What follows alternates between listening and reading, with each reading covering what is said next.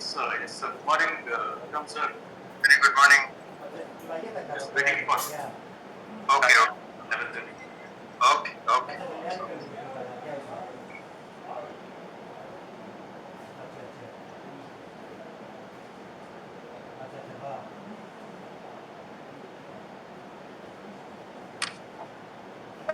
मतलब अच्छा मतलब अभी जैसे बावन हजार उसका हुआ है तो अभी जो जुलाई में जो इम्प्लीमेंट करके morning everybody on behalf of Sitara, I extend warm welcome to each one of you for today's webinar on management of scrap over Indian Railways.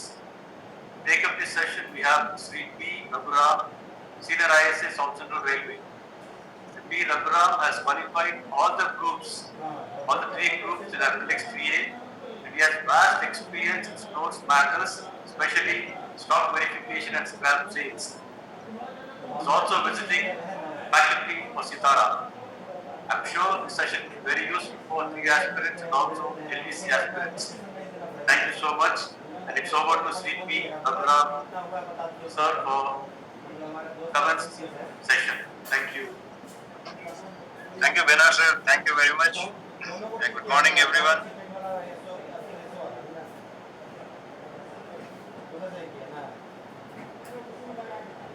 You are able to see this PPT? Yes, sir. Yes, sir. Good. Okay. So, shall we start, sir?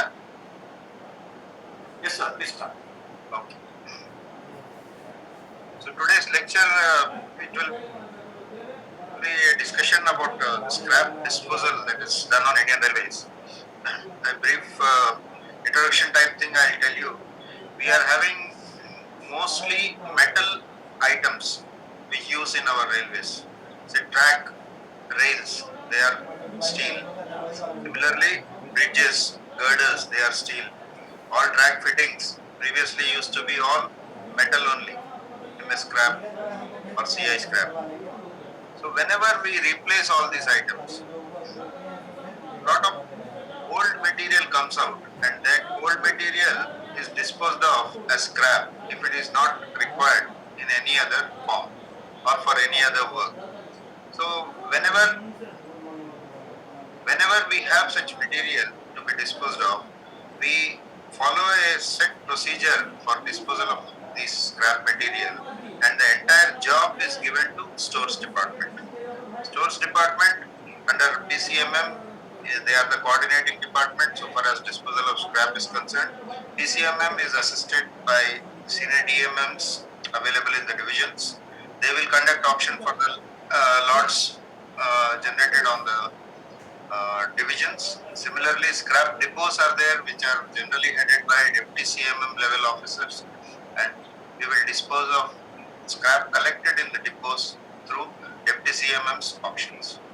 So it's a perfect setup we are having where scrap is generated somewhere online, we dispose it off online.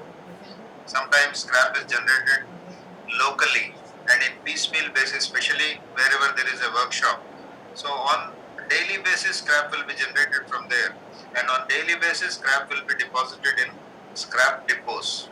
So scrap depots will also have scrap, and they will form a lot whenever a sufficient quantity is collected for one particular type of item. They are very big areas, scrap depots, and they have different these numbers, bin numbers. So each bin is identified with a number, and one type of scrap is generally put in the same bin. So suppose you take borings and turnings which are generated from any lathe workshops, any workshop that is having lathe operations. So scrap will come daily. So suppose 40 tons or 50 tons of borings and turnings is collected in one particular bin, then they will close it. So as and when they receive in the bin, they will note down and go on adding the quantities received for a period of 15 days or 20 days or 30 days. So once it reaches 40 to 50 tons, then they will stop collecting in that bin, and when all the material that comes, similar borings and turnings which come, they will be diverted to another bin. In the meantime, they will start process for disposal of this 40 to 50 tons which is collected in the first bin. So that is how a depot functions. So piecemeal basis material is collected, and whenever a certain quantity is reached, then it will be put up for auction.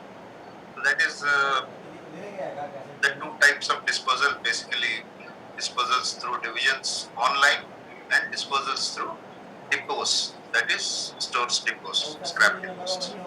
So this particular procedure now is totally online system. That is auction and other things are all online. Payments and everything are also online. And we will discuss about all the online system and e-auction portal. We will go to that in detail.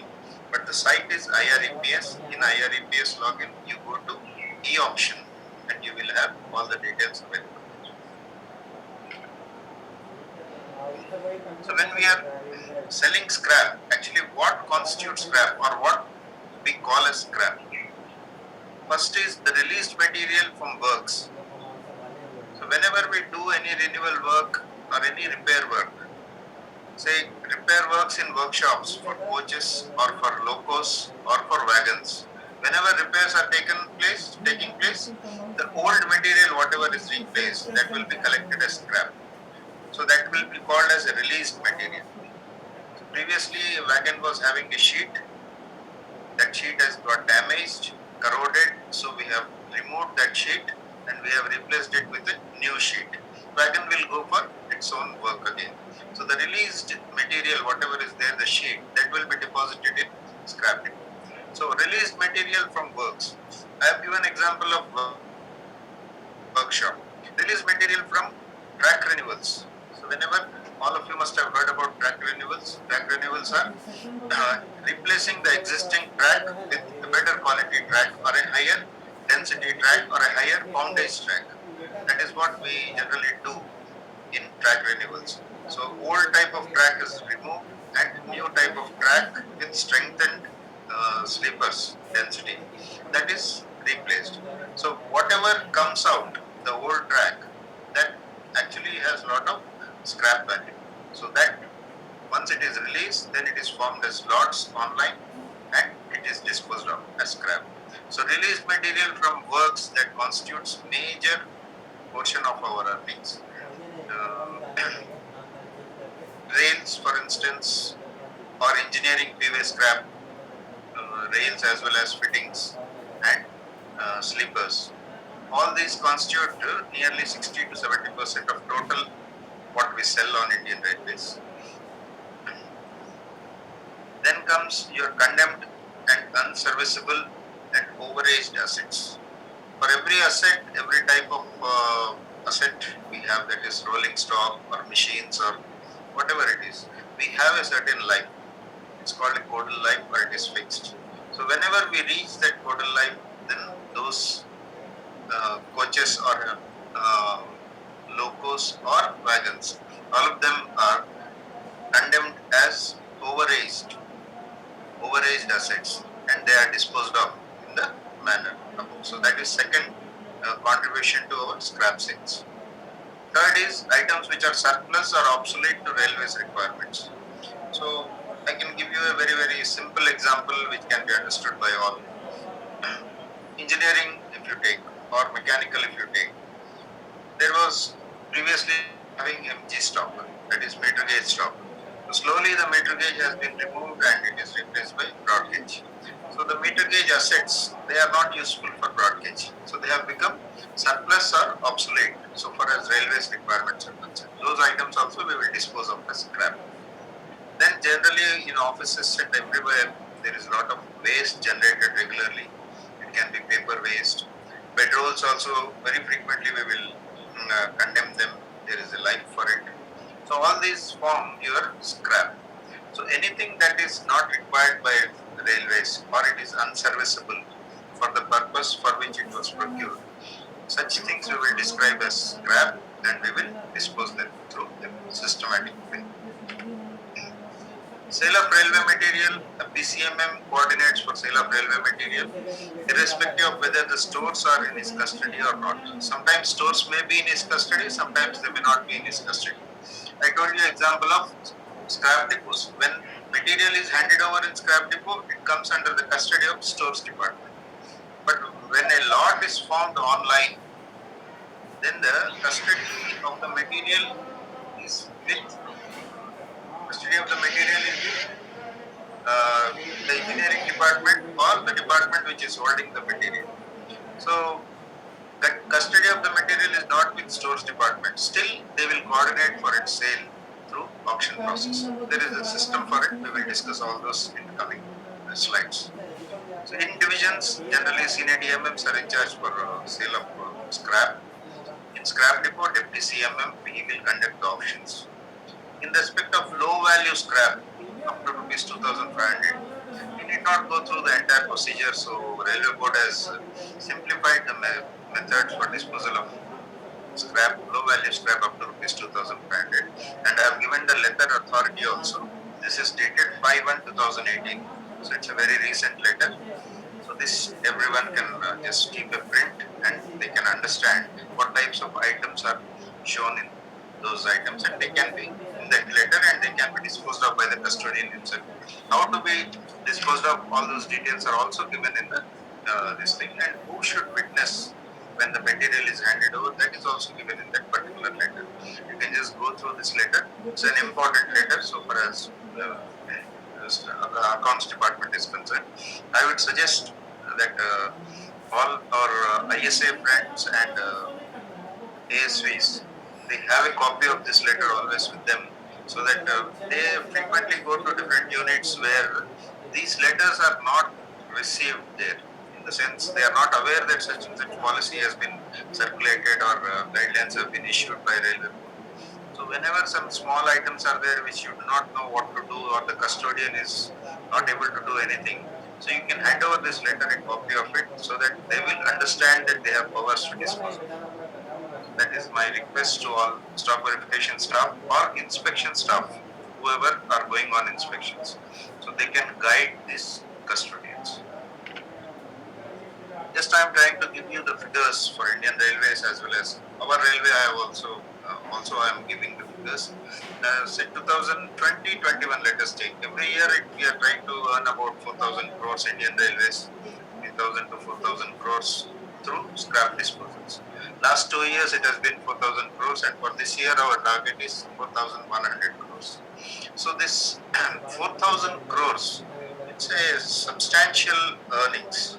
4,000 crore is a very, very substantial earnings. And when we are disposing scrap and earning this much, then we must have a very, very resolute system of disposal, very, very good system of disposal, which is transparent and which is open. So that is how we have been doing it for almost 40, 50, 60 years, right from the time these scrap disposals have commenced. And the same system is now brought or refined by introducing e-auction method, wherein bidders can participate e-auction. Earlier days, there used to be manual auction. In a hall, they used to conduct the auction. So now that method is gone, we are conducting only e-auctions.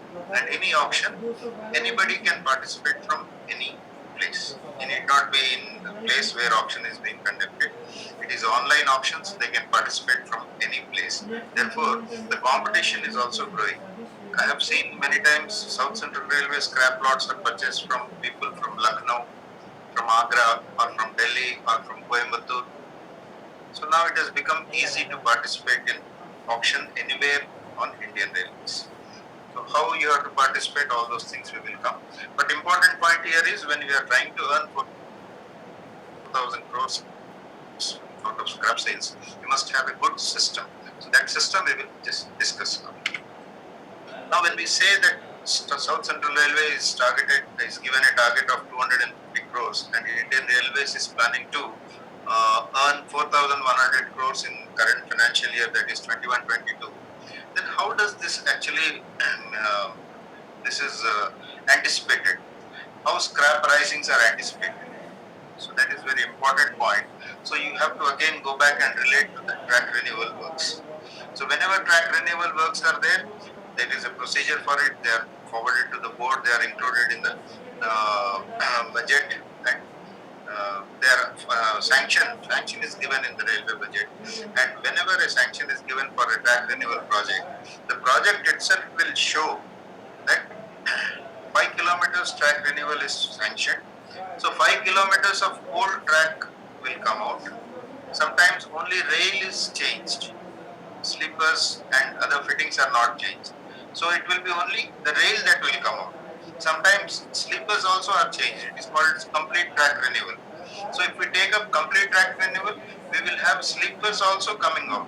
So how much quantity of sleepers likely to come out? How much quantity of rails likely to come out?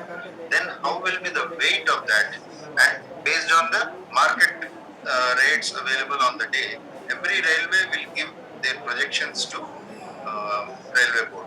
So control of stores or PCMM's office, they will collect the expected arisings or expected uh, scrap that is likely to generate from each department. Regular activities you can always assess. Say workshop is there, POH activity goes on. So what type of material will always be replaced? So what is the weight of that? Those kinds of things are already there. But there will be some special orders. Sometimes we have a 35-year age or total life for engines. But sometimes the board has taken decision that running a diesel engine is become expensive. We are having more of electrification and we are having more of electric power available, which is definitely cheaper, and haulage capacity is also increasing. Therefore, they will they will reduce the age. That is, if it reaches 30 years or 31 years, you can sell them. Like that, they will give directions. So, such directions are also taken care, and then you will project. Each department will project how much the risings can be there from. It's a estimation. It can be plus minus whatever it is, but it's an estimation, and that estimation is purely based on the sanction of works or orders from the board. Now, last year we had nearly 40 to 50 locos which had to be sold because board gave permission to sell locos above 31 years of age. So, like that, board orders will be there, some special orders. Track renewals, always it is available in the budget, sanctions are available, so we can always judge and we can gauge. So, like that, every department will give what is the likely scrap arising from their department.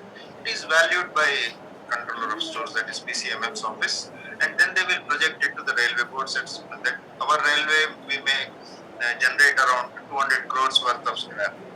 Like that, board will receive from all the railways, and from there they will compile their own statistics and they will fix a target to each and every rail. So for like that, South Central Railway is given a target of 250 crores for 21-22, and Indian Railways is planning to earn 4,100 crores from scrap sales. So engineering department always will be high, and that scrap arisings from engineering will be high. And board will fix the annual target. Once the target is received, that target is again distributed amongst the different departments based on their own submissions, and then they are monitored in regular meetings conducted by AGM level officers, and they will fix, yes, this division uh, has to generate this much of scrap because so much of work is sanctioned there. It is directly related to the works. Major quantities are directly related to the works. So like that, individual railway will fix an internal target and they will advise the divisions and the workshops. So that is how these amounts are actually generated. We are having four methods of disposal of scrap: tender sale, the auction sale, or it is called e-auction method. That is the most popular one. Second one. Third is a direct sale, and fourth is a staff sale. So all these four we will discuss briefly. One, three, and four we will discuss briefly, of course, covering all the important aspects. And number two, that is auction sale or e-auction method, we will very elaborately we will discuss about it. So it tenders, before going to that, when we want to sell anything, we must fix a price at which we will sell it. And if we get that much of price, then only we will sell. Otherwise, we will not sell. So that price is called reserve price. So reserve price, you always remember there any examination, right from 3A or above also LDC or 70% exam. Reserve price is a very commonly asked short note item. So it is the minimum price at which railway will sell the scrap. It is not revealed to anybody. Please remember, we have fixed a reserve price that will be uploaded in the e-auction site. Nobody can view. They will bid uh, as per their market conditions and other things. But it will not be revealed to anybody. But we will have our own information available. So if it is we are reaching at that reserve price level, we will sell. Otherwise, we will not sell. So it is the minimum price at which railway will sell the scrap. It is calculated on the basis of content of the lot. Content of the lot means suppose there is a lot which contains purely rails. Only rails are there. So rails means yes, it is MS scrap. MS scrap means there is market rate is around 25 to 30,000 per metric ton for scrap. So uh, we will calculate based on the market rate and we will fix it RP. If there is a mixed scrap, a scrap consisting of some portion is iron, some portion is copper, some portion is some other material, aluminum or something like that. So for individual items, we will assess the weight. How much will be the aluminum, how much will be the copper, and how much will be the steel content. And based on that, we will take the latest scrap rates. RP is fixed based on the latest scrap rates, that is scrap metal rates available in the market.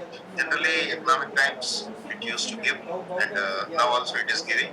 And you can also discuss with your co-officers who have sold similar material, and that coordination is also done to fix the reserve price. But we must get sufficient price, that is market price, almost equivalent to market price. And now reserve price, there is only one condition which should be fixed by a JAG level officer, that is junior administrative grade means deputy level officer.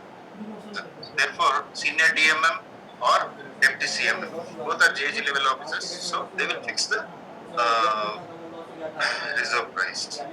In case a depot is headed by SMM level officer, that is senior scale officer, then the headquarters or in some other adjoining depot, wherever there is a J grade officer, uh, he will fix the reserve price, and auction will be conducted by SMM. So reserve price fixation, entire process of fixing reserve price calculation and finalizing is given to only stores branch.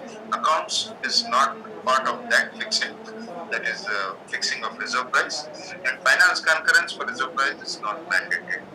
Previously, that is long back, about 20 years back, there used to be finance concurrence for fixing reserve price for non-ferrous slots, that is copper or aluminium or lead or something like that. But nowadays that is also removed, and all the scrap, whatever we sell, whether ferrous or non-ferrous, the RP can be fixed by stores officer, but he should be a JAG level officer.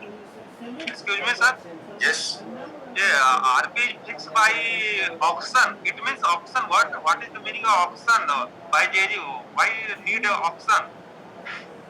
Why we need an auction? Hey, in the last para, please show me last para. RP fixed by auction. What is the meaning by auction? Why this line have you written here? RP is fixed by auction conducting officer, not auction. Okay, okay, okay. RP is fixed by auction conducting officer. Okay, sir. Okay, right. Now we'll come to this. After knowing about the RP, you know broadly that we must get whatever is the price we fixed. So now we will go into the four types of sale that we generally conduct: tender sale, uh, then direct sale, and staff sale. After that, we will come to auction sales. So tender sale generally, in case of huge structures like steel girder bridges, etc., we will resort to this tender sale. So here, what happens? Suppose there is a bridge across a river, and that has served its age, it has completed its age, and the administration has decided to sell it. So what we will do is we will not dismantle it. We will sell it as it is. Dismantling and loading, everything has to be done by the purchaser. So a committee will be formed for that. 3-member committee. They will examine the structure. They will identify the structure. All the drawings and details will be available with the engineering branch, that is bridges section.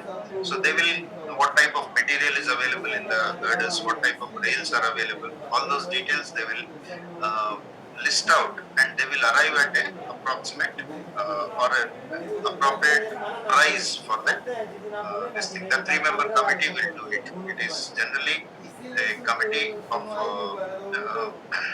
two officers from executive and stores, and finance officer is also there in case it is a bridge or something like that. So they will associate in uh, evaluating the content of the material available in the bridge, and they will calculate in terms of quantity also, and then they will fix a price. So generally when we sell a small lot consisting of say 25 metric tons or 30 metric tons, it is available in a location, you can easily load it in a truck and you can take it.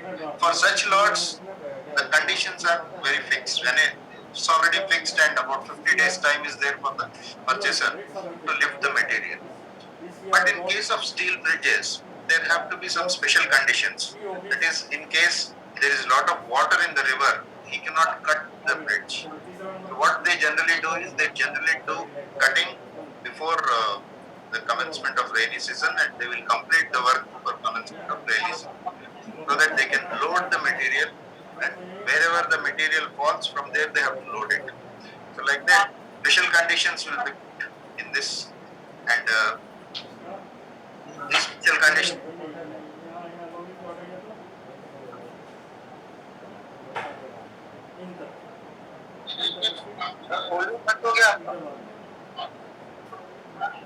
Unmute करा था. Ah, mute. Yeah, yeah. So these special conditions, everything will be mentioned in the tender structure itself, tender document itself.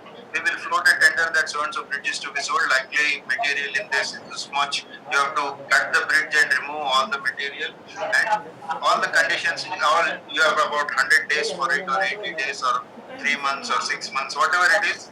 That much time, all the conditions will be given in the this thing tender notification itself. Against that, parties will participate or they will submit their bid, and those bids they are taken up by the stores department, and whoever is offering us maximum price, we will give it to those person or we will sell it to those persons. So that is about tender sale. We are generally resorting it in case of very huge structures or in case of low value scrap. Low value scrap means there is no point in moving it from one location. Suppose it is at a wayside station. If you transport it, the total value of the scrap may be less than 10,000 rupees. But if you transport it to a nearby scrap depot, it will cost more. Therefore, we will low value scrap also. We will call for local purchasers, and they will ask them to submit a tender, and they will give their offers at what rate they will purchase, and like that we will dispose of low value scrap also. So for tender sale is resorted for both these things. Tender is floated, giving full details of the content of the lot. Reserve price is also fixed, and purchasers will quote their rates, and whoever is the highest bidder is awarded the lot. So these are special conditions for suppose a structure is there like bridge. There will be special conditions like lot of time is given instead of 50 days. They are given 3 months or 4 months time so that rains and other things also can be taken care of. Bridge cannot be dismantled as it is. They have to cut it and it has to fall on the ground, that is base of the river. From there only they will be able to move it. So water should not be there. All those things they will take care, and they are sold like that. This is about tender sale. We are generally resorting in case of huge structures or in case of low value scrap.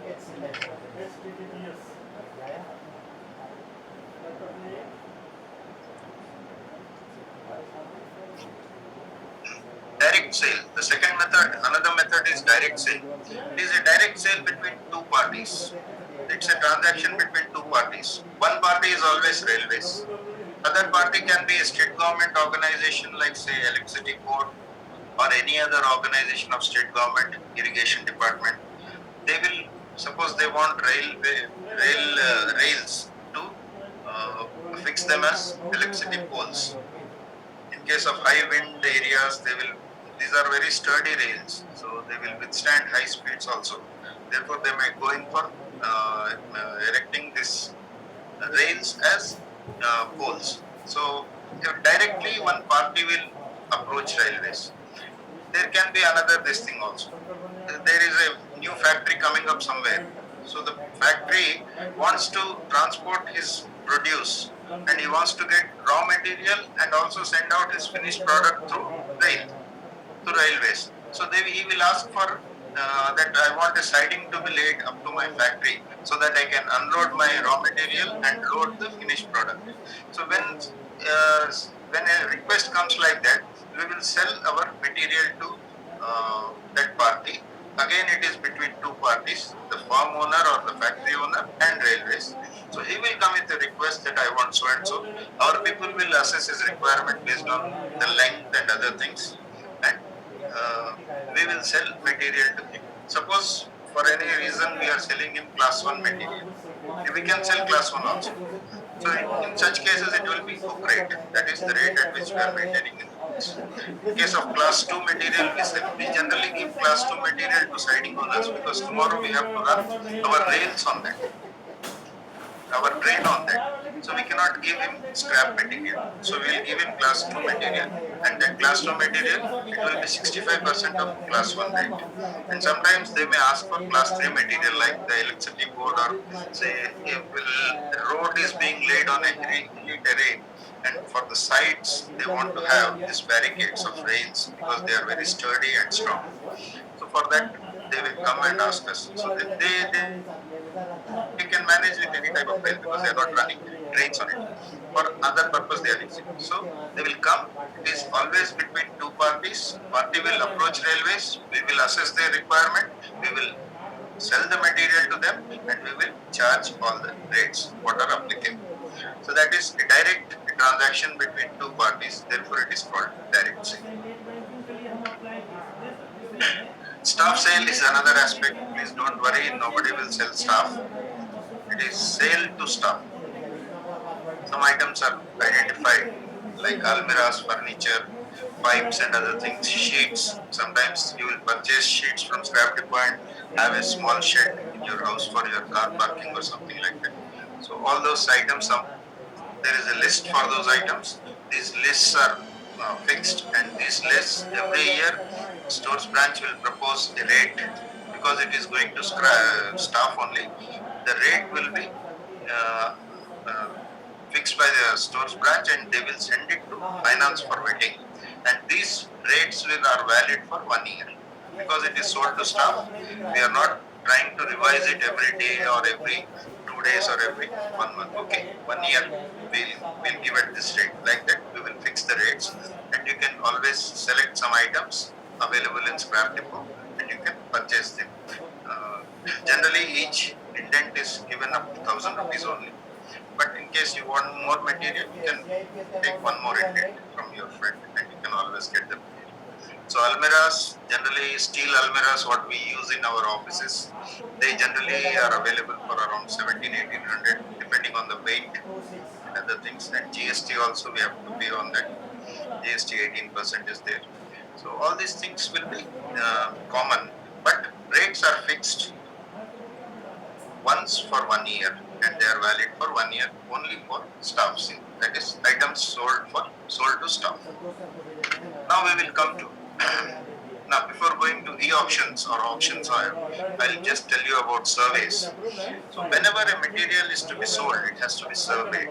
That what is that survey? Survey is a process where field inspection is done by, suppose it is a PV material, rails are there. PWI has done some carried out track renewal works, and old rail has come out. That old rail is formed as lots, say 25 ton lot, 30 ton lot, or 50 ton lot. So he has formed 3 lots. So he will stack those items. He will measure the length of each and every item, each and every rail. How many rails are there? Suppose each lot is having 30 rails, and length of each rail is 12 meters. So like that they will arrive what is the length of each rail, how many rails are there. So there is a standard weighment for all the rails. Standard weighment means we are not allowing any depreciation or any shortage of material. A meter length is the identity point. A meter of one particular rail, it will be measured and that will show the standard weight. So for instance, we are having a rail called 60 kg rail. 60 kg rail means a meter length will weigh somewhere around 60.34 kgs. 1 meter, 60.34 kgs. So like that, they will arrive at the total number of pieces into total running meters. So 12 meters rail, 10 pieces are there. So 120 meters plus another 11 meters rails are there which are another 10 pieces, so that is another 110 meters. So 110 plus 120, 230 meters of rail is available in that particular lot, 20 pieces, and standard weight of that is 60.34 kgs. So 120 220 into 230 into 60.34. That is the weight available in that particular lot. So that way each PWI will prepare a draft survey sheet, and that survey sheet he will keep it ready, and he will ask stock verification section to nominate one ISA or ASV to carry out the scrap survey.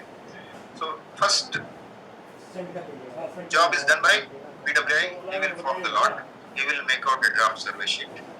Then ISA or ASV will visit that place. According to the draft survey sheet, he will check the location where the material is located. That also is indicated there. Which location, which LC gate, is it near LC gate, is it in the yard, or is it online and in mid section. So all those details are available there. Then we will come to the actual material. How many pieces are there? What is the length of each piece? That will be measured, and finally they will arrive at the total weight. So that is called survey of scrap lots. So surveys are carried out by ASV or ISA for line lots only. The content of the lot is checked with the draft survey sheets, which is already prepared by the PWA person, or it is,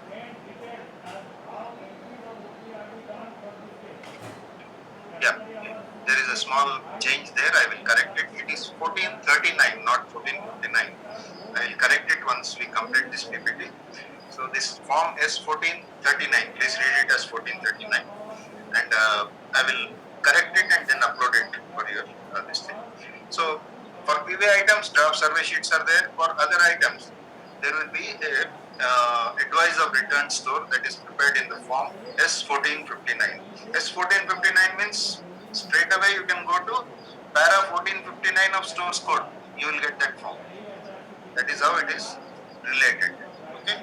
So the survey is carried out by actual measurements in case of rails, or by sample weighment in case of PV fittings. Suppose some 40,000 ERCs are there. ERCs means which fastens the rail to the sleeper. There will be a clip like that. Anytime you go to any station, you can see the rail. It is fixed to the sleeper with a Q type of clip. That is called a pandroll clip or ERC, elastic rail clip. So suppose 50,000 ERCs are there. You cannot go on measuring each and every item. So what they will do is they will take the full ones, they will take some part broken, and they will do sample measurement of at least 2% of the material. So 50,000 means 2%, so some 1,000 or something like that they will take, and they will weigh those 1,000 individually, and they will arrive at the total quantity or the average weight, and that average weight they will multiply for the entire quantity.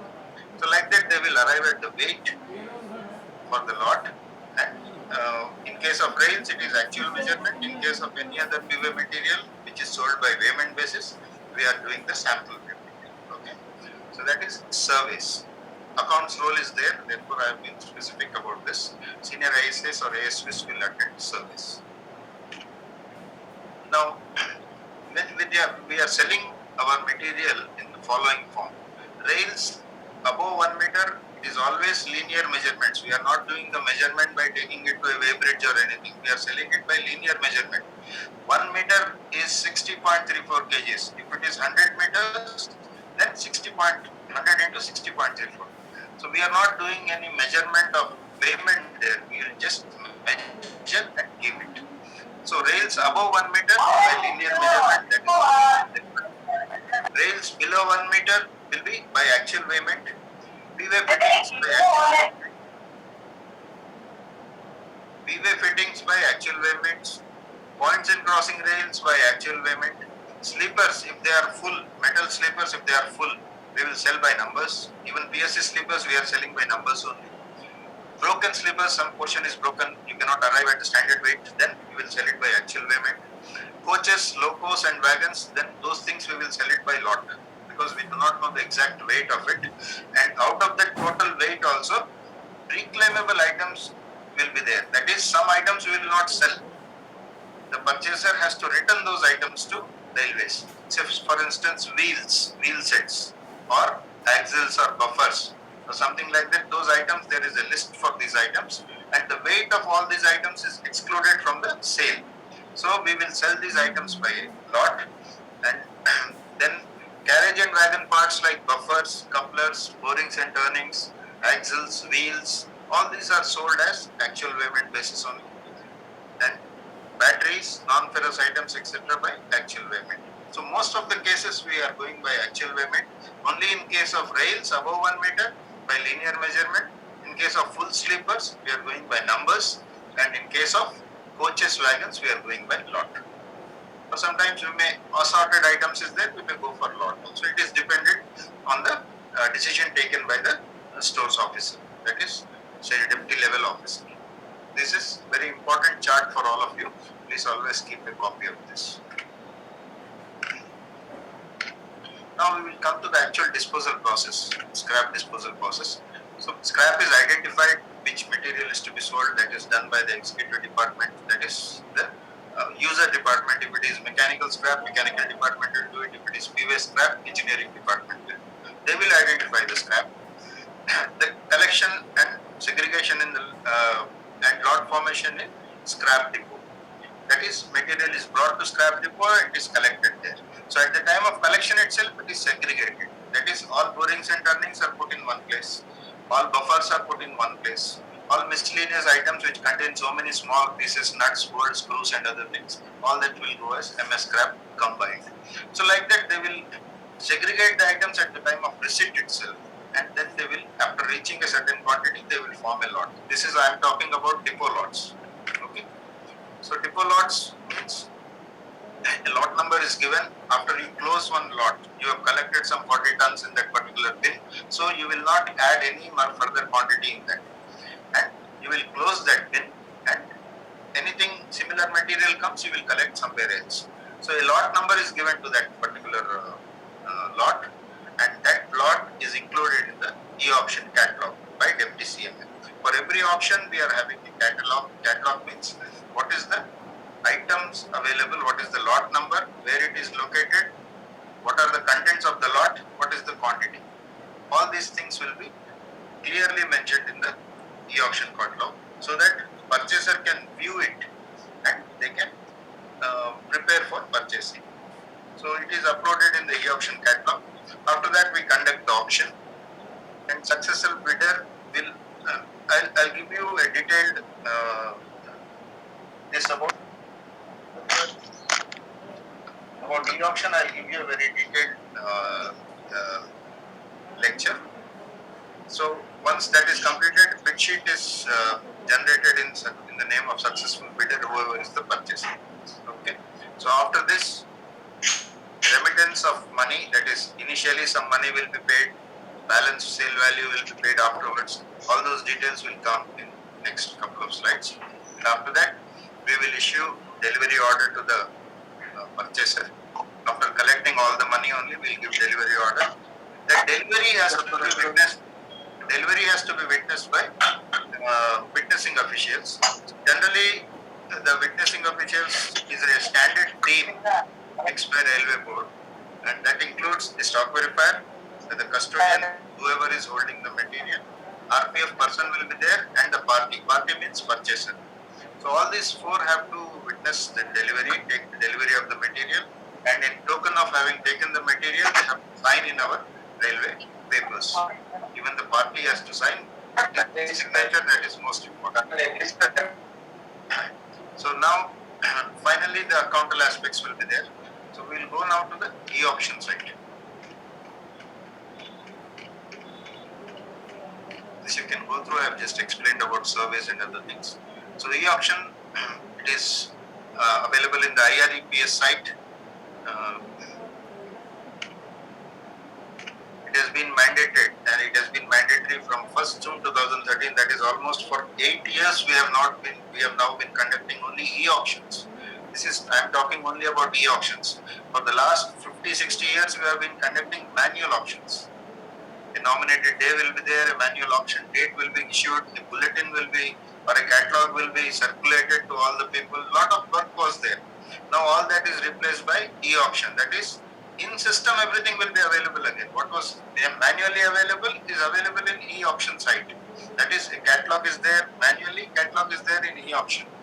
A lot is uploaded, same thing, everything is same. Only thing is, instead of manual auction and manual papers and manual catalogs, we are having e-auction. That is e-auction site through IREPS, and in that same thing can be viewed. From 2013 onwards, it has been made mandatory all over Indian Railways, and this is one system that has been working excellently for last 8 years. So general auctions, that is manual type of auctions, are generally discontinued. They are not being conducted, and the entire site is managed by CRIS, that is Centralized Railway Information System. Now, how to participate in e-auction? So you are a firm. You have to participate in the e-auction. So what you have to do first? Firms have to register with railways. That is, they have to register with railways to participate in e-auction site, right? So that registration can be done online, or it can be done by submitting manually the papers. That is for registration. Both methods are available. That is, online you can upload all your documents and ask for registration, or manually you can submit all the papers and ask for registration. Both are acceptable. A one-time refundable fee of 10,000 rupees is to be given. Today you want to join or participate in e-auction, you have to register yourself, pay 10,000 rupees fee. Suppose you want to withdraw after 3 months, you can withdraw, that 10,000 will be refunded to you. Again, after 3 months you want to join, you can join. Again the same procedure, you have to pay 10,000 rupees and you will be given you will be eligible to participate in the e-auction. So 10,000 is a refundable fee. Okay. So online banking with State Bank of India is the prerequisite for that. So at the time of registration itself, that form itself will give all these details: PAN number, GSTIN number, State Bank of India account number. All these details are already given, email IDs, phone numbers, everything is fed at the time of registration itself. But the condition is you must have State Bank of India account. Now once a firm is registered, they will be given two passwords. One is called a login password, other is called a bidding password. So login password, you can use the login password to view what are the auctions coming up. Suppose Central Railway is having auction on 21st. Western Railway is having auction on 23rd. So when auction is scheduled, all those upcoming auctions you can view with the login password. That is, the firms can view with the login password. And bidding password is used if you want to bid into actually any lot. That is, if you want to participate in the auction, then you have to use the bidding password. Once you are registered with one e-auction site on any railway, you can participate all over Indian Railways. You don't have to separately register for each railway. One registration is enough. You can participate over all Indian Railways. So these are the must so far as to make you eligible or register yourself for e-auction site. Register with this, pay 10,000 rupees, online banking with State Bank of India, then you can participate all over Indian Railways. Now, e-auction process. The auction program the schedule is to be uploaded. And every auction, when the auction is likely to come up, all the dates are uploaded well in advance. That is almost 1 month in advance, all the auction dates are uploaded. So you can know Okay, South Central Railway coming up on so and so dates, Western Railway so and so date, Central Railway so and so date. So you can view all those details available there. Every purchaser may not be interested in all types of material. Somebody will be there who is interested only in non-ferrous items. Somebody is there who is interested only in rails. So you can immediately view what type of lots are coming up. Now, to upload this schedule, you can use IMMS or MMIS uh, to feed the lot details, or they can be fed in the system also directly. Both these methods are available. MMIS through integrated IMMS system you can feed, or manually also you can feed. Then lot details, that is what is the lot number, where it is located, who is the custodian, what is the quantity, what is the content. All these things will be fed into the this thing. So suppose in one auction we are including about 30 lots. So for each lot, all these details will be available, and this list of 30 lots is called the auction catalog for that particular auction. That is on that day. Suppose 21st is going to be an auction, 21st of June. So 21st of June, South Central Railway, this division auction, we are having about 30 lots coming up. Like that, you can view, and you can go through, browse through the catalog, and you can find whatever interests you, or you are interested in which type of material, you can easily locate, so that you can fix your own time that I have to participate in this auction. So e-auction time is available from 9 to 18:30. Originally, when it was started, it was from 10 to 5, but subsequently they have increased more, that is increased the timings, and now more times are available, so that we are now able to load more lots, 9 to 18:30. This is all the process in the sense the procedures for e-auction. And exact auction, we will come to that. Within this time of 9 to 6:30, which lot will come up at what time, that will be fixed by the auction conducting officer. So one lot will come out at 9 o'clock, other lot will come at 9:15, the next lot will open at 9:20. Like that, they will fix the timings for each and every lot. So you can be very specific at what time you have to be available on the site. So that much details are given. Closing time given for first lot is 15 minutes. So whatever is starting at 9, it will close at 9:15. For every lot, there is a closing time also. After that, every 5 minutes, there will be a lot closing. Then at 9:21 lot will start, it will close at 9:30 or 9:40. So 10 minutes, 3 minutes, 20 minutes, that much of time is fixed for each and every lot. Maximum up to 112 lots can be tried in each auction. Nowadays, that is the increased timing. With the increased timing from 9 to 6:30 in the evening, 9 a.m. to 6:30 in the evening, we can load 112 lots in each division auction. So if 20 divisions are conducting auction on the same day, all over Indian Railways, then 112 into 20, you can just imagine the amount of lots we can upload for sale. Now the process still continues. When the bid is received within the last 1 minute, this is very important and very interesting topic. Please, I'll try to explain it again. When the bid is received within the last 1 minute of closing time, auto extension is provided. That is, some purchaser feels that if I bid it, the last closing time is there, 9:15, one lot is opening, it will close at 9:35. So at 9:34, somebody says that I will feed a fresh bid. He will think that okay, last moment I have fed, so it will close and I will get the lot. No, whenever some bid is given in the last moment, then auto extension, automatically the lot gets extended, so that others also get time to bid beyond that person. So this is called auto extensions, and for each lot up to 9 auto extensions of 90 seconds, that is 1.5 minutes. So 9 into 90 seconds, that is 13 minutes almost, we are providing extra time, because somebody trying to match, trying to be smart by bidding in the last moment, but no, it doesn't get allotted to him. The lot gets extended automatically. The system is developed like that, and that 9 auto extensions are maximum. Stores officer may feel that okay, 4 are enough for this. He will notify only 4. So the purchasers will know, okay, this is the last auto extensions. They will be ready for that. So like that, up to 9 they can fix. fix any date, any number of auto extensions. So please understand this. Somebody trying to bid at the last moment, automatically the lot gets extended so that someone else has got chance to bid further.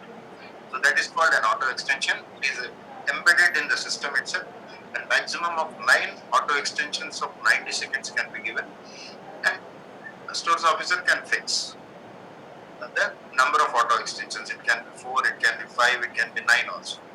So this gives opportunity for competitive bidding amongst bidders. So initially time allotted was 20 minutes, but auto extensions again you can give another 10 minutes by giving say 7 auto extensions or 6 auto extensions. So like that, competitive bid is promoted here, or it is ensured that bid is not closed at the first instance, and others also get opportunity to bid. At the end of the last auto extension, whoever is the highest bidder, he will get the lot. Now, whenever a lot is fixed, the increment value is fixed by the auction conducting officer. Increment value means at what rate you have to increase your bid. Suppose you have bid at 100 rupees per kg, or a lot is sold on kg basis, and first your bid is 100 rupees, then you cannot increase it by 1 paisa. He will fix it. Minimum increment should be 1 rupee. So next bid you have to give only 101 rupee. Or in case the increment value is 10 rupees, then you have to give 110 rupees. You cannot fix it by 1 paisa or 2 paisa or 50 paisa.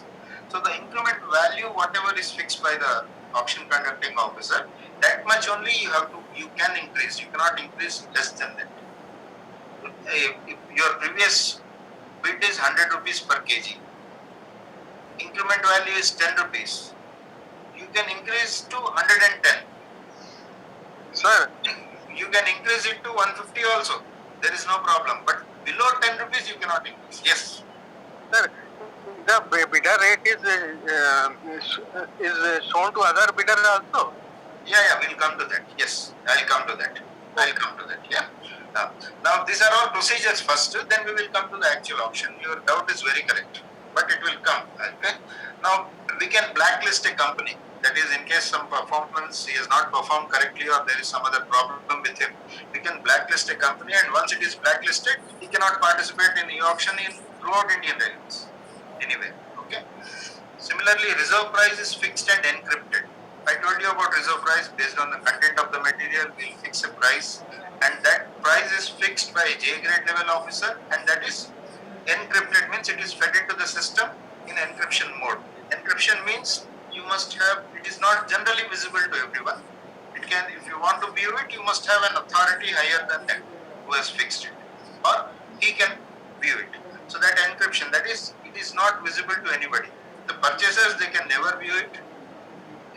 People like us also cannot view it. Somebody, J grade level officer, then a similar authority or higher authority can only view that reserve price. So that is encryptions. For every lot, we will fix the reserve price and we will feed it into the system. It is not visible to anybody. Now your point comes. Bidders can view the bids of other bidders. That is, who has bid how much, you can view it. Based on that only you will increase. You have bid 100 rupees per kg. Next person bids 110 rupees. So you cannot bid 105. You have to bid 110 or above. 110 also it will not take because somebody is already bid 110. So you can view the bids of other bidders. That is, whoever is the participant. Suppose there is a lot, active lot, and 10 purchasers are bidding for it. So each purchaser's bid amount will be shown, but the name will not be shown. Who is the purchaser, that will not be reflected in the screen. He may be from your next door, he may be from next city, he may be from somewhere else.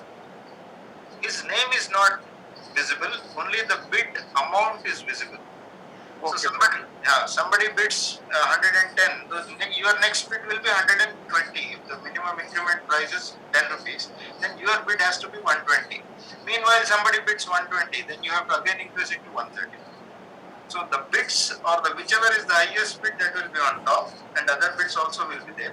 So you can bid as per the visible screen. Whatever bids are visible on the screen, based on that you can increase your bid. So bidders price or bids will be visible, their names will not be visible. Please be very clear about it. Even auction conducting officer cannot see the names. During the course of auction, you cannot see the names. You can only see the bids. But names are not visible. So only the bid value and number of bidders can be viewed. How many parties are participating in the auction, you can know. What are their bids, you can know. But identity is not known. After closure of the bid, identity of all bidders are displayed. So when the bid is closed, okay, time is over, bid is closed, again you cannot open the same lot, same day. So that for that day it is over. So then you can know who has bid at what rate, and all those things can be seen afterwards, but not during the course of auction. That is when the lot is in auction. At that time, you cannot view the identity, or you cannot know the identity of the bidder. Now we are coming to the actual auction, how it takes place. So I told you the purchaser must have account with, say, State Bank of India, online account with State Bank of India. So this is online account of State Bank of India. This is Railways account. Northern Railway, initially it was Northern Railway. I think we are having the same system still. Every purchasers, every money will first go there. From there it is distributed to individual railways. It is State Bank, so there is a nominated branch for it. And nominated people look after this transfers and other things. So here it is State Bank of India account of purchaser. Here it is Northern Railway account. So in between you can see one fund account that is called a lien fund account of purchaser. So once you open the bidding site, that is by using the bidding password, you have come to the bidding site and you are ready to bid. So a screen will appear on the purchaser's this thing screen. A window will appear. It will ask for lien fund. Lien fund means purchaser is having money in his account. He has to transfer some amount from there to a lien fund account, which is a virtual account. It is not a regular account. It is only a lien fund account which will open only at the time of bidding. So the purchaser will transfer, say, suppose 1 lakh rupees to lien fund account. So whatever money is available in lien fund, 10 times of that he can purchase. So if he has 1 lakh in the lien fund account, he can purchase up to 10 lakhs. Suppose he wants to bid beyond 10 lakhs, then he has to again transfer some money to the lien fund account. So what the purchasers will generally do is, they will transfer, say, 5 lakhs. Even if they are not purchasing 50 lakhs material, they will keep 5 lakhs in the lien fund. It's only click of the mouse. Automatically the site is connected to both the accounts. And online you will transfer some, he will say transfer 10 lakhs to lien fund account. So automatically the banks, from bank account, it will come to lien fund account. It's only a virtual account available only at the time of bidding. Why this fund? Why this fund means you have fixed a 10% EMD for every lot. EMD means earnest money deposit. Now bidding is online. You do not know whether you will be allotted the lot or not, whether you are the highest or not. All those things, it may take time. So if you are the bidder and if your bid is the highest, then 10% of your money will be on lien with railways also. So if you have 5 lakhs in your lien fund account and you have bid for a 10 lakh lot, your bid is for 10 lakhs and your lien fund is showing 5 lakhs. So 10 lakhs, 10% of 10 lakhs is 1 lakh. So 1 lakh, railways also will have gold. Party will also have gold. So lien will be there for both railways as well as for the party. Therefore, it is called a lien fund account. And once you become the highest bidder and the lot is allotted to you, that 1 lakh will automatically come to railways from the lien fund. So that is, you must have 10% of whatever you want to bid. That is first thing. And on that 10%, railways will also have gold. And once you are allotted the lot, that 10% value of the lot is automatically transferred to railways account and you become the successful bidder. Why this 10%? Because suppose tomorrow you don't purchase, but you don't pay the balance amount. Now you have got only 10% railways. For paying the balance 90%, he is having time. Suppose he doesn't pay. So railways will not refund this 10% to him. That will be perfected. So prevent any misuse of the system. This 10% EMD, it is called earnest money deposit, and the 10% amount, because now auction is conducted online, Chris has introduced this lean fund account. Online SBI account to lean fund account, money will be there in the lean fund account. Railways will also have lien over the lean fund account. So the purchasers, whatever is the bid amount, 10% of that railways will also have lien on that. Now we will come to next slide. So please remember, it's only a virtual account. You have to have amount in the lien fund. Sir, can I ask one question, sir, please? Yeah, please. Sir, what about the other bidders? The successful bidder Yeah. here we have. I'll come to that. I understand your point. Yeah, just give me, I think in second slide it will come. One or two slides it will come. Your genuine doubt, I understood. Now, here I think it is clear straight away. Blocking and releasing of lien fund as per progress of bid. That is, highest bidder is automatically, that is after the closure of the lot. Blocking and releasing of lien fund as per progress of the bid. Here you try to understand. I have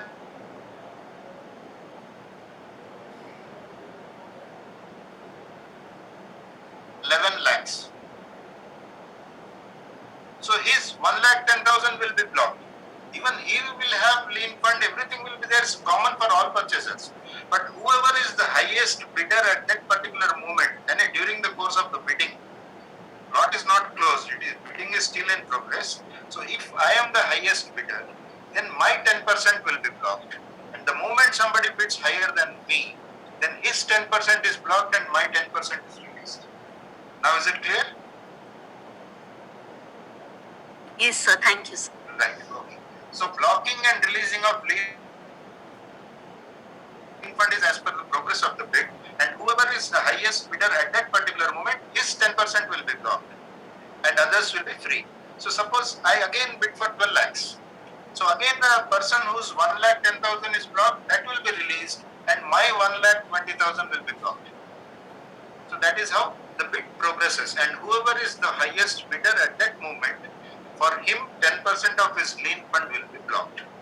It is only for the highest bidder at that particular time when the auction is in progress. So after the closure of the auction, automatically highest bidder is allotted the lot in case the bid is equal to or greater than reserve price. RP means reserve price. So we have fixed reserve price. Please go back a couple of slides. We have fixed reserve price for each lot. Suppose our reserve price is 10 lakhs for that particular lot. So I was equal to 10 lakhs initially, but somebody has bid for 11 lakhs. So I had to increase it to 12 lakhs. So 12 lakhs is above 10 lakhs. Therefore, he is eligible to purchase that lot. We will sell it. It is above RP. We have no objection in selling it. So that is in case the bid is equal to or greater than reserve price, then only the machine will allot, the system will allot the lot to him, and that whoever is the highest bidder, his 10% will automatically get blocked, and finally if lot is allotted to him, that 10% will come to railways as EMD. Now, Sir, in case of reverse auction? In case of reverse auction is purely for purchasing, not for this thing. It is not there in scrap sales.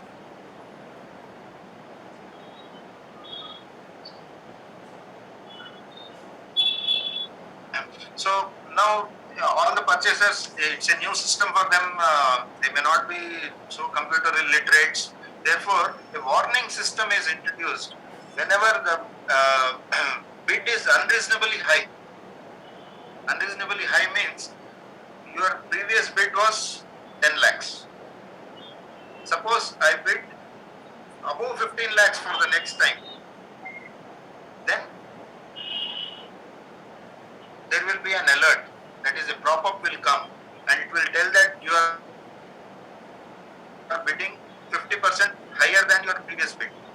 A system, this is introduced, an alert system is introduced in the e-auction site, that it will tell the purchaser that you have bid, his previous bid was 10 lakhs, now you have bid above 15 lakhs.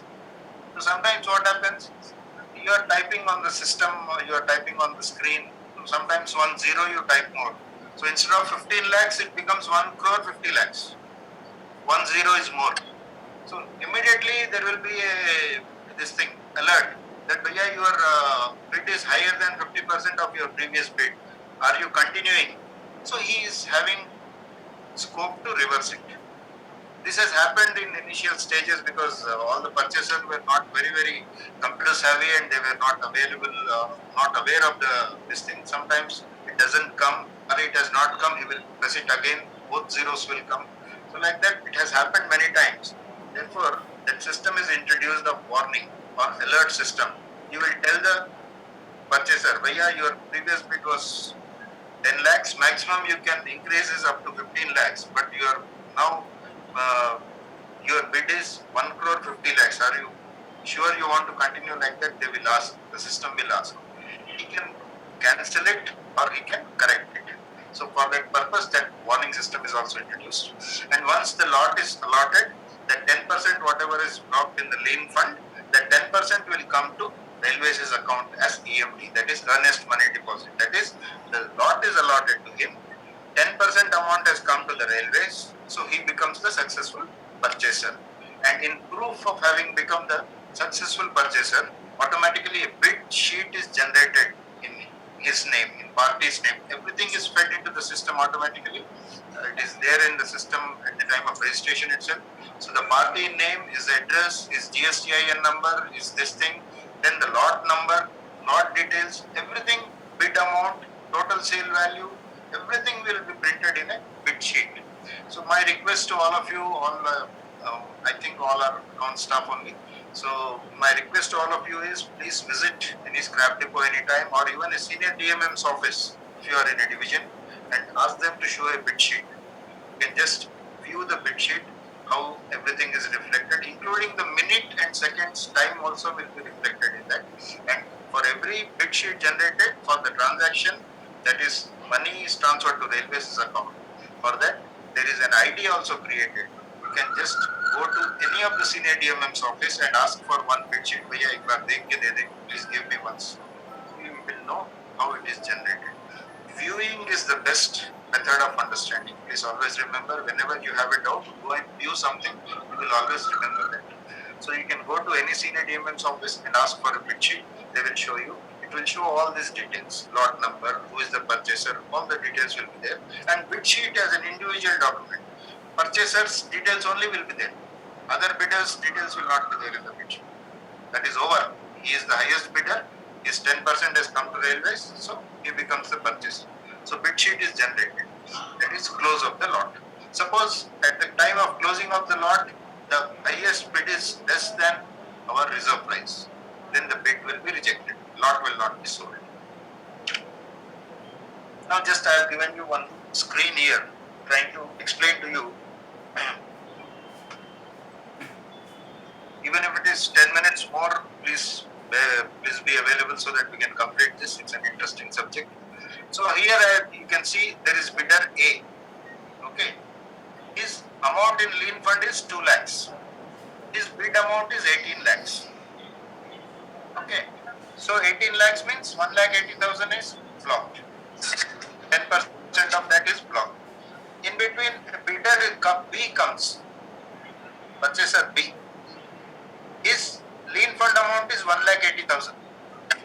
Suppose he also bids 18 lakhs. It is not accepted because 18 lakhs is already bid by the previous bidder. A has already bid 18 lakhs. So his bid is not accepted. So C will be there. He is having 3 lakhs in his lien account. His bid is 19 lakhs. So his 1,19,000 is blocked and this 1,80,000 is released. Now the A has again come back. He is having 2 lakhs in lien fund. So he has again come back and he has bid 19 lakhs 50,000. So 1.95 lakhs, that is 1,95,000 is blocked and this person becomes the second. So like that it is progress of the bid. And In the meantime, B has increased his lean fund. Previously it was 1,80,000. He has increased it to 2,20,000, and his bid is 19,80,000. So his 1,98,000 is blocked, and this person becomes free. A becomes free. Whoever is the highest bidder, his 10% is blocked. And finally, C has come. He has bid for 20 lakhs, and his 2 lakhs is available because he's having more than 2 lakhs. This 2 lakhs is there. He becomes a successful bidder. This is how the progress of the bid takes place. Whoever is the highest bidder, his 10% is blocked. Okay. Now there is another slide I am telling you. Bid amount was 18 lakhs. Lean fund was 1,80,000. Our RP is 20 lakhs. This is not visible to anybody. I am trying to tell you just for academic interest. If the bid closes at this stage, that is lot sale is closed at 18 lakhs, this bid will not be allotted. That is, this reserve price is 20 lakhs, whereas he has quoted only 18 lakhs, so it will not be sold. Like that, it will continue, and finally, when it is equal to or above the reserve price, then only it will be sold. Now C finally is equal to our reserve price, then only it will be sold. He becomes the successful bidder. Now once the bid is completed, a sale is completed, the bid sheet is generated for the successful bidder. Please have a look at a bid sheet. It is available in plenty in senior DMM's office. For every lot a bid sheet is generated, they will always have a copy of it. Please ask them to show. You can go through it, you can see. Then bids received below reserve price is automatically rejected, that we have just seen. Then rejected lots can be tried in next schedule of auction. There was a request to try it in the same schedule after some time, but that has not been implemented. So we will rejected lot will be tried in the next schedule.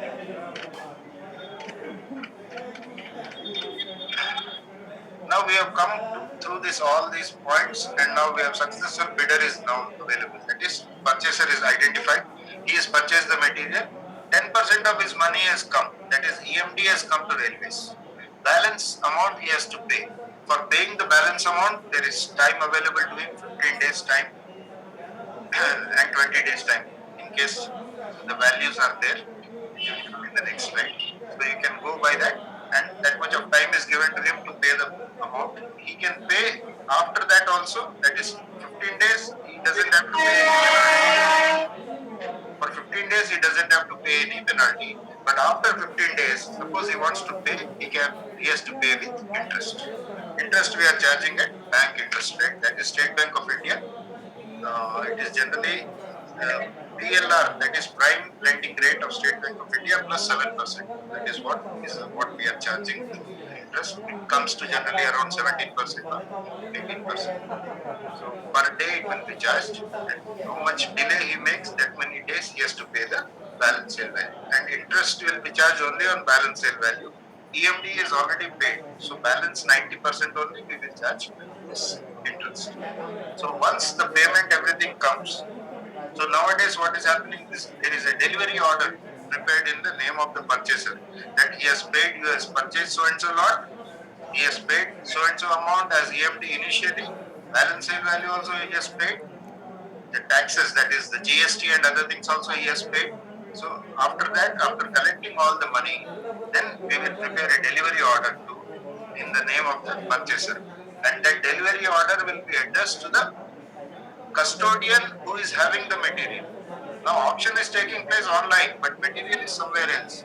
So that custodian delivery order will be prepared in his name, asking that so and so party has purchased the lot, he has paid the amount through so and so MR number or transfer UTR number, and his signatures and other things are verified. Like that, a delivery order is prepared by senior DMM's office, and that is handed over to the purchaser. He can go and take delivery of the material.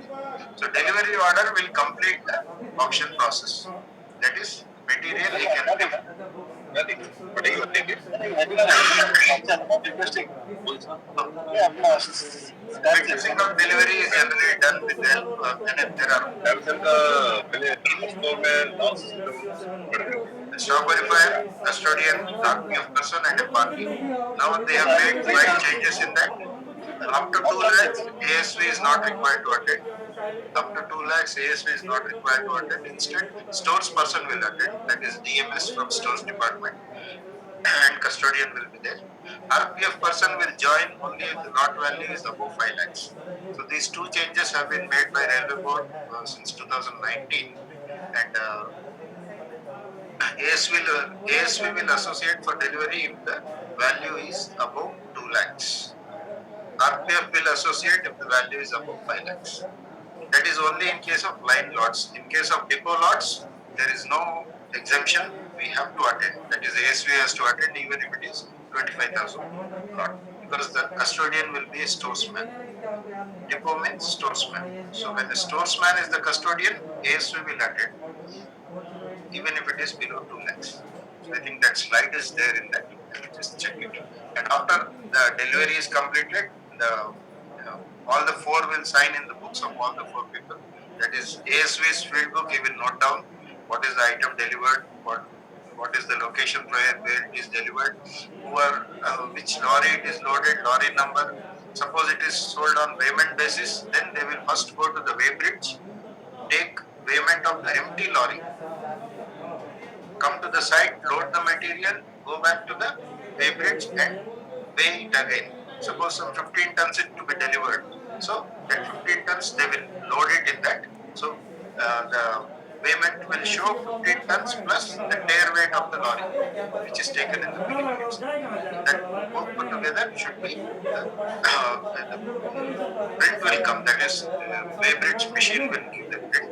In case of depots, our own weigh bridge is available and we will take out the print of that, and that will show the exact quantity delivered. So after that is everything is completed, we this accountal aspects will be done. And how the accountal is done, just go to that slide.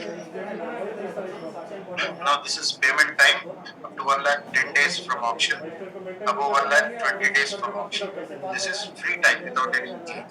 After 10 days or after 20 days, it can be paid up to the 40th day with the approval of COS with interest. If BSV is not paid, BSV means balance sale value, that is 90%. Hello If it is not sir. paid, हाँ, sir कह रहे हैं कि ये TCS amount है, उसका मतलब लेखांकन जो हो रहा है तो रेवेन्यू में होना चाहिए या फिर कैपिटल के अंतर्गत, चाहे हमें क्या यूज करना पड़ेगा जब हम जेबी बना रहे हैं टीसीएस अमाउंट का।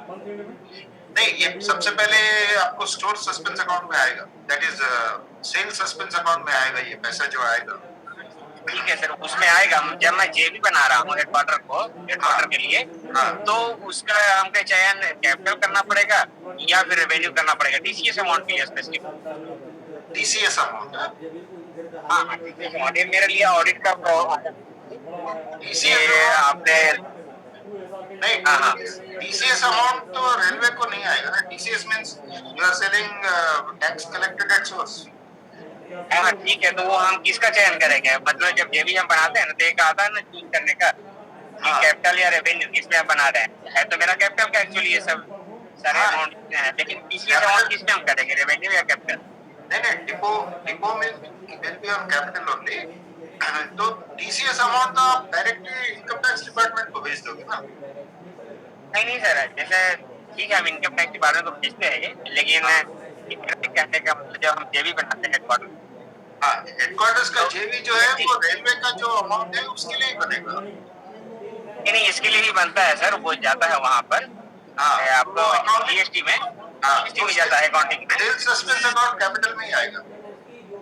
नहीं तो यहाँ पर रेवेन्यू की बात क्यों कर रहा हूँ ऑडिट वाला? हाँ, ये लेखा जो है अकाउंट करेंट में टैली हो चुका है। नहीं नहीं, वो फिर आपको एसओ से क्लैरिफाई करना पड़ेगा, सेक्शन ऑफिसर से जो डील कर रहे हैं उनको। सर मैं भी सेक्शन ऑफिसर है सेल्स असिस्टेंट का हूँ, हाँ, तो मुझे ये कल इसके द्वारा मतलब क्वेश्चन किया गया है ऑडिट के द्वारा। अच्छा अच्छा, आपका जो है ना कैपिटल की जगह, सॉरी रेवेन्यू की जगह आप कैपिटल ले रहे हैं, कैपिटल में आप बुक कर रहे हैं इसको टीसीएस अमाउंट, इसमें एक्चुअली में बुक होना चाहिए कौन? ये अरे अपने अकाउंट में नहीं आएगा वो तो हाँ सर मैं जा रहा हूँ तो भारत सरकार को जाएगा वो। हाँ लेकिन कहने का मतलब क्या वो जेडी बना रहे हैं क्या, तो वो कैपिटल में चूज होकर बनेगा या फिर में भी सर, ये मुझे समझना है। ये मैं आपको पता करके बता सकता हूँ सर। ठीक है, क्योंकि सर हम थोड़ा सा लोग इसके बारे में डायरेक्टली, हमको। हाँ हम लोग डायरेक्टली ये डील नहीं करते अकाउंटिंग एस्पेक्ट आईएसएस, हाँ तो I can definitely clarify. Okay sir ठीक है, हाँ, अपने नागेश्वरराव नेक्स्ट क्लास में। साहब, हाँ अगले क्लास में नागेश्वरराव साहब को मैं डिटेल्स दे दूंगा, वो आपको कन्वे कर देंगे सितारा के बारे में। ठीक है, ये कब कब सर ये कब होगा, पता कब चलेगा, कल मंडे। या बाद में? अच्छा मंडे में, हाँ ठीक। कल तो ऑफिस ठीक है बंद सर। है। हाँ ठीक है सर, ओके। ठीक है सर, धन्यवाद सर। हाँ, डिलीवरी पीरियड भी है, free delivery period 50 days for line lots, it is there. 50 days के अंदर उसको माल उठाने का है, whoever is purchaser, he has to take delivery of the material in within 50 days. In case he doesn't take it within 50 days, then extension for another 15 days can be given with ground rent or without ground rent. Both powers are there to PCMM. That is, in case there are genuine reasons for it. Say nowadays what we are seeing is lockdown. Because of lockdown, all lots automatically they are getting extended.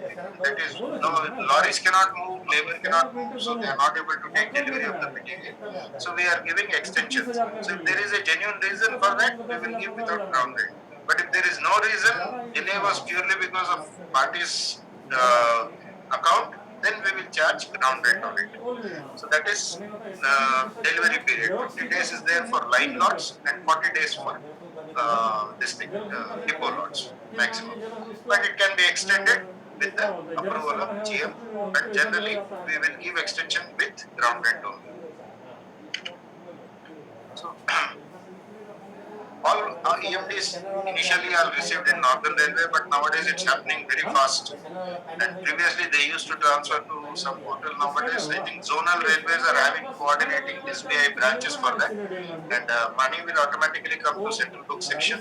From there, it will be transferred to the respective uh, divisions who have sold the material as per the lot. So I think that is also now system embedded improvement has come in that. But basically, book section, central book section will handle it, and whoever is handling the sales suspense, it will go to him. On South Central Railway, all these sales suspense are handled by workshop accounts officers. We are having 3 workshop accounts officers, so they will handle for all the divisions also. So those sold in 1, 2, 3 divisions, it will come to one particular workshop.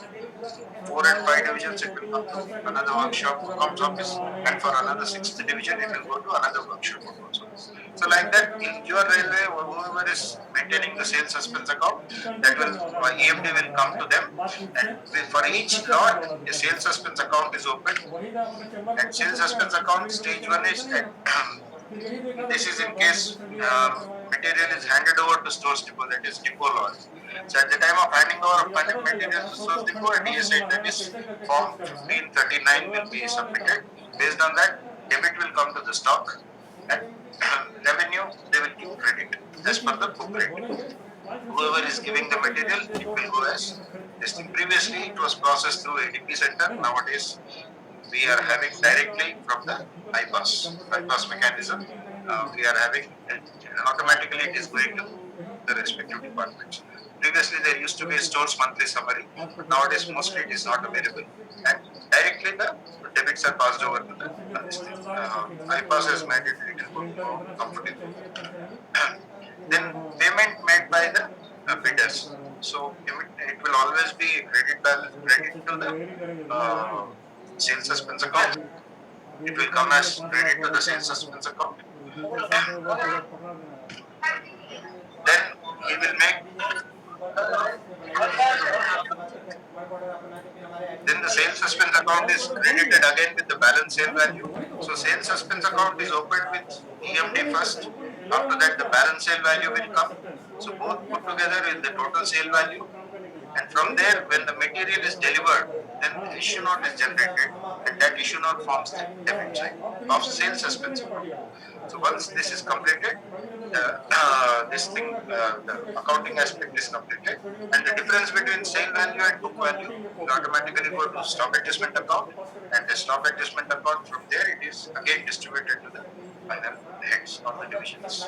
So that is the accounting aspect. Sales suspense is one of the five suspenses under capital suspense in stores accounts, and sales suspense balance also forms part of calculation of turnover ratio.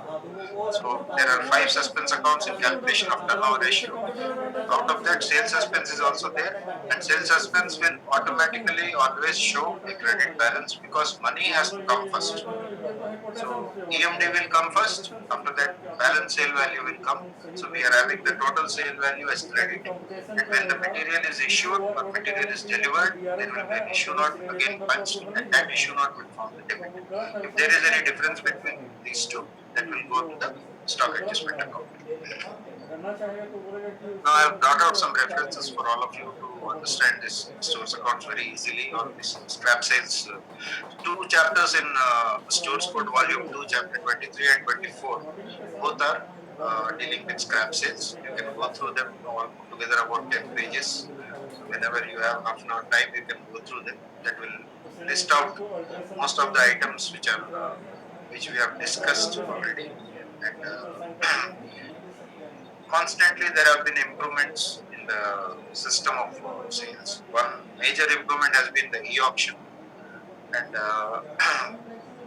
because of e-auction, there was a special committee, that is SAG level committee on scrap disposals, and they have given the recommendations via this letter on 29/1/2016. These are available in internet also. You can just download this, typing this letter numbers. So they have given some recommendations where they have given the timings also, how many days to be allotted for lifting of the material. So previously it was all 50 days for all types of lots, depot lots and line lots. So after this they have reduced it to 40 days for depot lots. For speedier disposal, something like that, they have given their recommendations. Earlier to that, there was one more recommendation in 2002. That is again a SAG level committee. This report is also available on internet. So you just type this letter number, you will get this. So it's a very elaborate report, and you can go through the system they have laid down because it's a major earning source. We are having a very uh, good concentration focus from railway board also on scrap management and scrap arisings and scrap disposal. Regularly AGM meetings are conducted to see the progress, which division is lagging behind, which division is doing well. So that review is also undertaken because it is a targeted amount. We are trying to achieve some amount through scrap sales. So these two reports you can have a look. Then there are different JPOs issued on zonal railways from time to time. That is how to manage. Stores code will not give you all the details. Therefore, joint procedure orders are issued from time to time. And joint procedure order always, whenever a work is to be done by more than one department. So stores department is there, accounts department is there. These two are commonly available in all stores, all scraps disposals. Additionally, if it is engineering material, engineering staff will come. If it is mechanical material, mechanical staff will come. So like that, department-wise for major items, we have issued JPOs available in all zonal railways, and those are the guiding factors. The joint procedure orders, they are generally signed by HODs. So all the detailed method how to proceed, everything is listed out in the JPOs. So this is so far as scrap is concerned. Please go to chapter 23 and 24, Stores Code Volume 2, and these two railway board letters. You will have a very good view of the disposal of scrap. And one more letter I have mentioned earlier about low value scrap, that is up to 2,500. There, that letter also I have quoted, number also I have quoted. So it will be available in the slide. So you can take a print of that also, and you will have more clearer picture of scrap disposal and how things have to be accounted. This is about scrap disposal, and my thanks to one and all. Now we can take questions.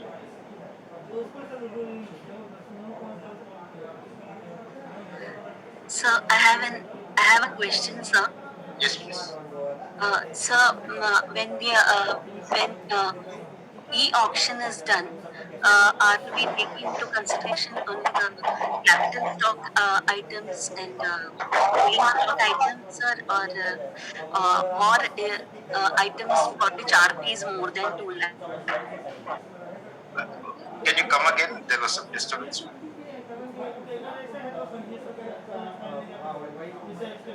So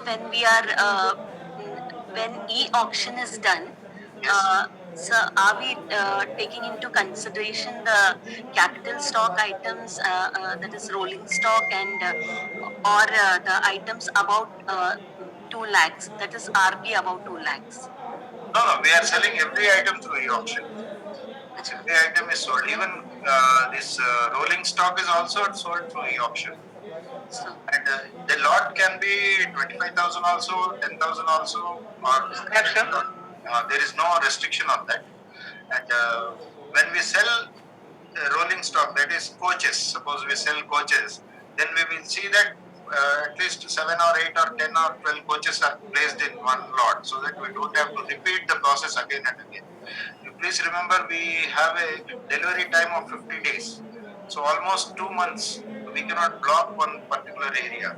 So if we place 4 coaches, then till the 4 coaches are cut and dismantled and they are delivered, you cannot bring any new coach there. Therefore, we are placing 10 or 15 coaches when it is coaches or wagons. We are placing 10 or 15 coaches. Locos and other things, they will be sold in the shed itself. So one shed may have one loco or 2 locos, but that will go as a single lot only. And there is no restriction on the value. For anything, normal procedure, we will go through e-auction. No problem. Including scrap sales, sir. Including? Scrap sale. Yes, it's all scrap. This is all about scrap. Normal scrap also, if there are some items which are valuing, say paint drums, 20 liters drums will be there, paint drums. So some 500 drums are collected in one S&T office. He has used the paint over a period of last 2 years. And PWI office, they will all use the paint. So these Staff paints, sale. huh? Staff sale. Staff sale is not e-auction. Staff sale is directly, there is no auction for it. The rate is already fixed. You have to just apply for it. That's all. Staff sale. E-auction is only for line lots and depot lots. Direct sale, we are not going for e-auction. Staff sale, we are not going for e-auction. And tender sale also, there is no e-auction. We will go directly for tender sale. E-auction, there is no restriction on value. We can sell low value also. But generally, we take low value scrap only in depots. If it is available in the depot, we will form a lot and sell it. Sir, if higher than 50% of the last bidder, sir, हाँ, तब क्या होगा? Then tender का process फिर से करना पड़ेगा, sir. नहीं नहीं नहीं, अगर आपने आपने 10 लाख बिड किया है भैया, ठीक है, आपका बिड 10 लाख का है, अगला बिड आपका अगर 15 लाख के ऊपर है समझो, तो बिड अलर्ट देगा वहां से सिस्टम, ऑप्शन बंद नहीं होता, it will only give an alert that भैया your bid is so high, are you do you want to continue or you want to revise. तो कुछ ऑप्शन बंद नहीं होगा, only thing is alert is given to you. अगर 15 लाख की जगह आप एक जीरो और लगा दे तो वैल्यू 1 करोड़ 50 लाख हो जाएगा ना. हाँ, तो उसके लिए वो एक अलर्ट देता है सिस्टम. यानी इनिशियली वो हुआ है रेलवेज में, काफी रेलवेज में हुआ है वो 10 लाख टाइप करने के बदले 1 करोड़ टाइप कर दिया, तो उसका 1 करोड़ का 10% 10 लाख ऑटोमेटिकली रेलवेज को आ गया. तो उन्होंने रिक्वेस्ट किया लेकिन किसी को रिफंड नहीं दिया, तो इसीलिए वो अलर्ट सिस्टम एक लगा है. ऑप्शन रुकता नहीं. आप अगर बोलोगे कि नहीं सर मैंने सही टाइप किया है, तो आपको 1 करोड़ 50 लाख दे के खरीदना पड़ेगा. Thank you. हाँ. Sir, I have one more question, sir. Yes. Sir, do we also recycle and reuse the scraps, sir? Yes, we do it. We are generally selling our scrap to our own railway production units like wheel and axle plant.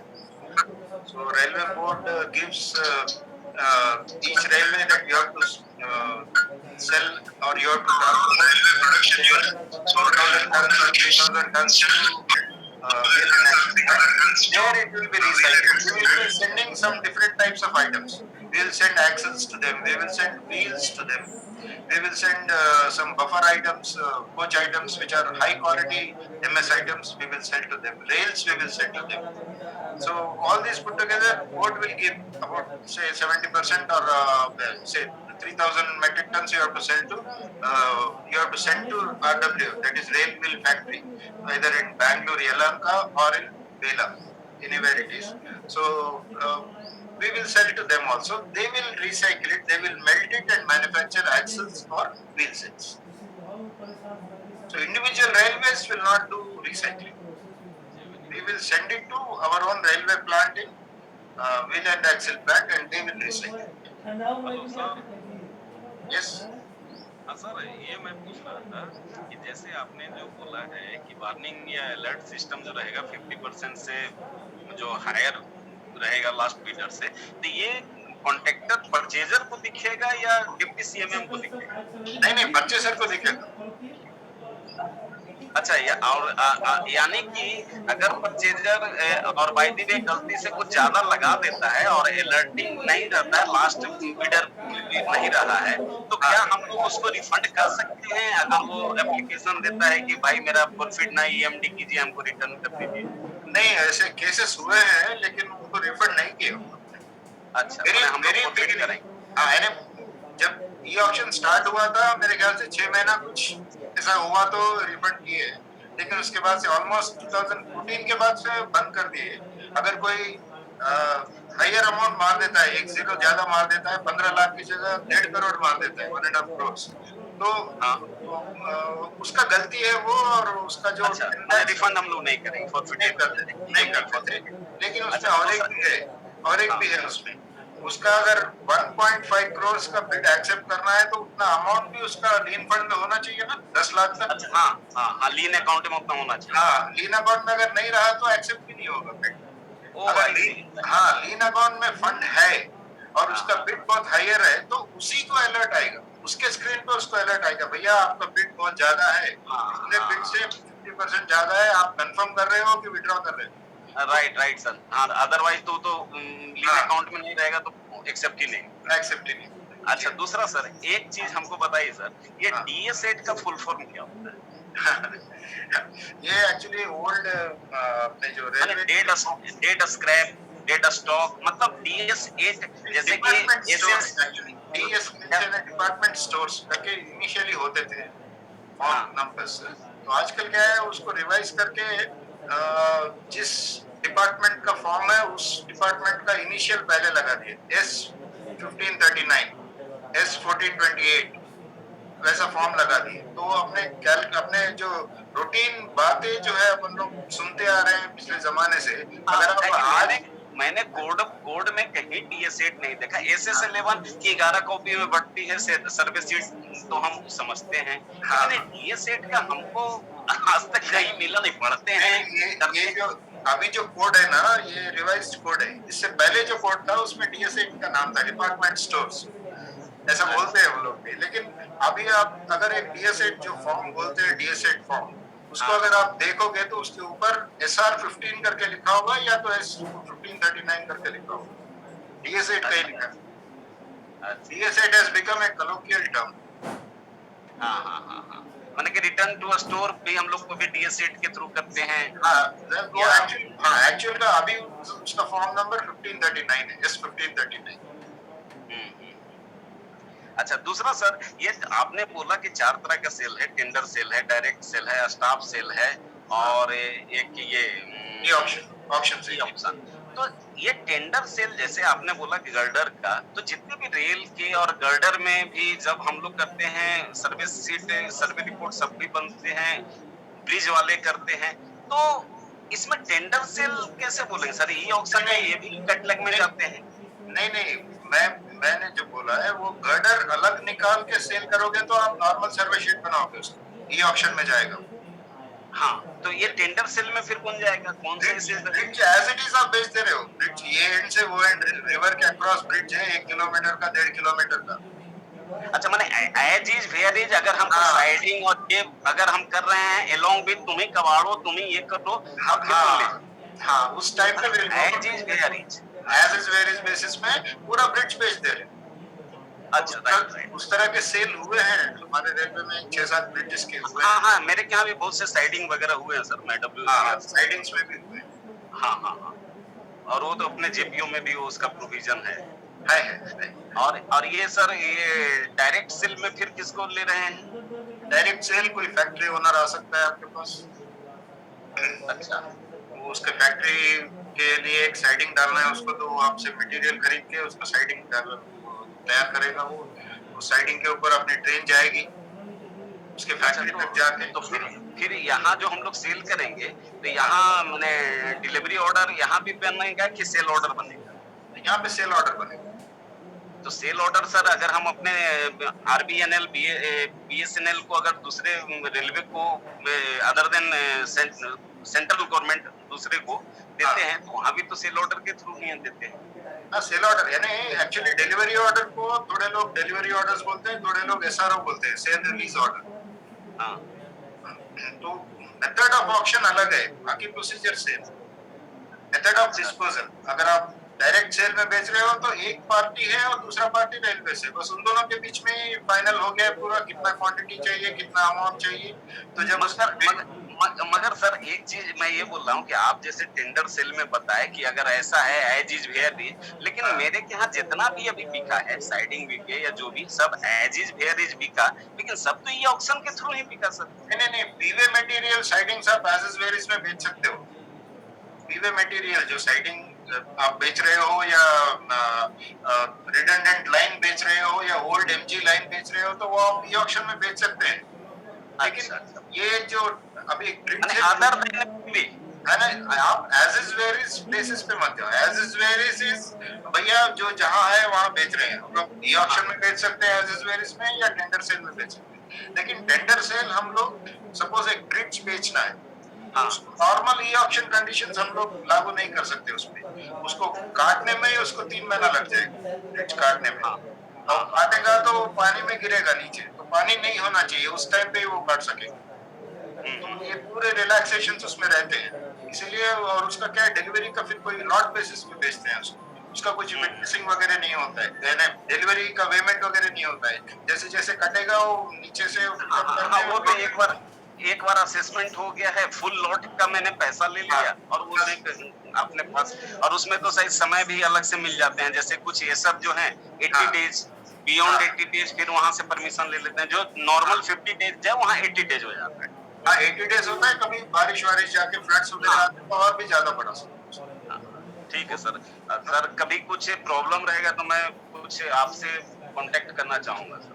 हाँ, जरूर कीजिए sir, through सितारा। ठीक है sir. हाँ, right right. Thank you, okay, thank thank you very much sir.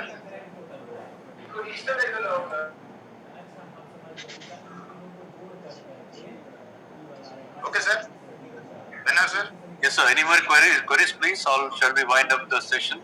If you have any more queries, then we'll go ahead. Otherwise, we'll wind up the session. Okay, I think no more queries. On behalf of Sitara, I thank Sri P. Raghuram sir for taking up this session on scrap, what is scrap, and then how it arises. Hello sir. Yes, please. Hello. Haji, बोलिए. हाँ sir, I want to know sir, what is DBS and how many types of DBS and how is it done? And what is the purpose for taking DBS? Departmental verification sheet.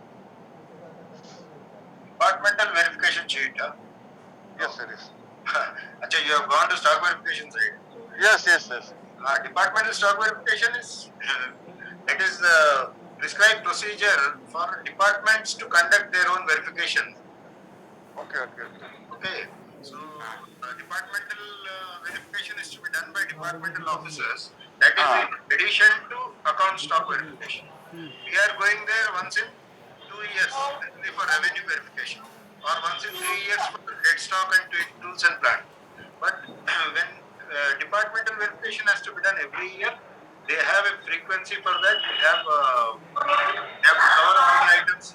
1428 in engineering department. For other departments, it is I think 1528 or 1524 para stores code. It is giving departmental verification details.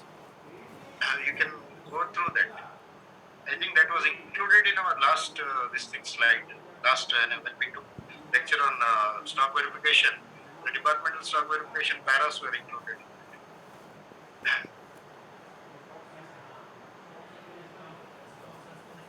Okay, sir. Thank you so much, sir, for explaining so in detail. We look forward for many such lectures in the days to come. Thank you very much, sir. The next session will be on Monday, that is 21st June 2021, and the topic is HRMS, Human Resource Management System, and the speaker is Mrs. G.R.A. Sravanti. She is Database Supervisor from Personal Branch, South Central Railway.